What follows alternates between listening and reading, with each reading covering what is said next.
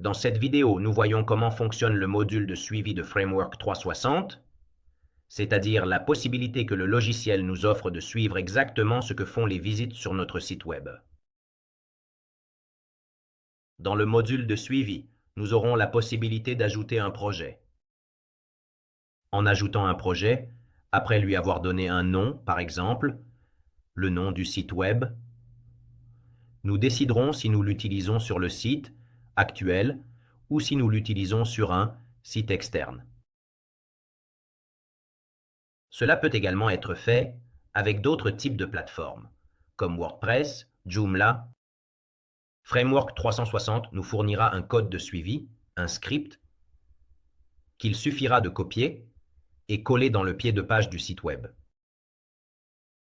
Dans ce cas, nous voyons comment fonctionne le suivi sur le site de Framework 360. Nous ouvrons le projet que j'ai déjà créé et nous aurons la possibilité d'insérer les ID des différents scripts de suivi, comme par exemple l'UA de Google Analytics ou l'ID du pixel de Facebook. Nous avons même la possibilité d'insérer l'idée d'Albacross. Albacross, pour ceux qui ne le connaissent pas, est un outil qui permet de savoir de quelles entreprises nous recevons des visites sur notre site web. C'est très important pour le business to business, par exemple, si nous voulons ensuite retargeter ou recontacter ces entreprises parce que nous savons qu'elles ont été intéressées par nos services. La possibilité d'insérer l'ID de Yandex Metrica. Pour ceux qui ne le connaissent pas, Yandex Metrica est un logiciel qui permet de générer des cartes de chaleur et d'enregistrer également le mouvement de la souris sur le site web. Cela est donc très utile aussi pour voir l'utilisabilité du site ou comment en tout cas vos clients potentiels utilisent l'interface web. D'accord? Une fois les codes de suivi, insérés, les idées des différents codes de suivi, nous passons à l'onglet Objectifs. Dans l'onglet Objectifs, comme tu peux le voir, il y a plusieurs actions disponibles.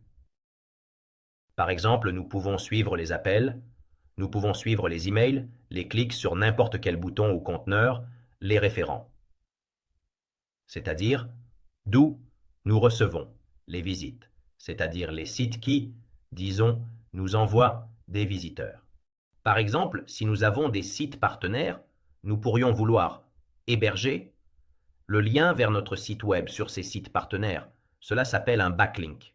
Les personnes qui cliquent sur un backlink, qui arrivent sur notre page d'atterrissage ou sur notre site, seront suivies et Framework 360 vous dira d'où elles sont arrivées. Continuons.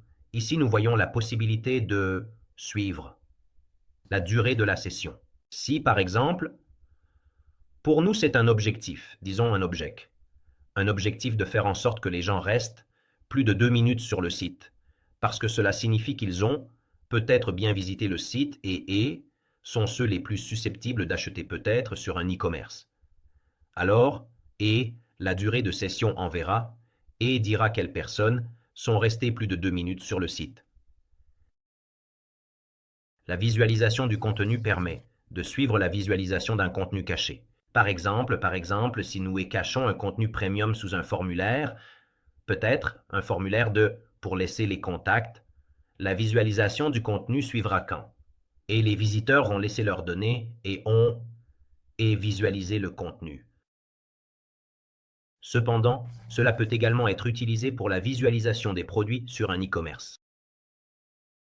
La possibilité de suivre l'envoi d'un formulaire, en somme, puis la recherche, l'ajout au panier et l'achat, qui sont des actions importantes évidemment sur un site web qui permet des transactions en ligne, donc un e-commerce. D'accord, entrons dans les détails. Comme nous pouvons le voir ici, nous suivons sur Framework 360 disons, appels téléphoniques potentiels. Les appels téléphoniques potentiels, pourquoi disons-nous potentiels? Parce que nous savons, avec Framework 360, qu'il y a eu une intention d'appel, mais en réalité, nous ne savons pas exactement si les gens ont effectivement passé des minutes d'appel. Pour quelle raison? Parce que le seul moyen de le savoir serait éventuellement un numéro de transfert. Par exemple, Google Ads met à disposition des numéros de transfert que vous pouvez utiliser en les mettant à disposition dans vos campagnes. Qu'est-ce que cela signifie? Que lorsqu'un client clique sur le numéro de téléphone, il ne contacte pas directement l'entreprise, mais passe par un standard, disons téléphonique, sans s'en rendre compte, de Google qui enregistre combien de minutes d'appel ont eu lieu et fournit clairement des statistiques plus précises. Cependant, dans ce cas, nous avons la possibilité de savoir si un client potentiel a voulu appeler parce qu'il imagine, par exemple, un hôtel, tu fais une campagne pour un hôtel, tu amènes 100 personnes, par exemple sur le site web de l'hôtel, 100 visiteurs, et parmi ces 100, 35 cliquent sur l'affichage du téléphone pour montrer, pour découvrir le numéro. En faisant cela, tu pourras dire à ton client, ou en tout cas savoir combien de personnes ont voulu appeler l'établissement, dans le cas d'un numéro découvert dans la plupart des cas, surtout avec le bureau.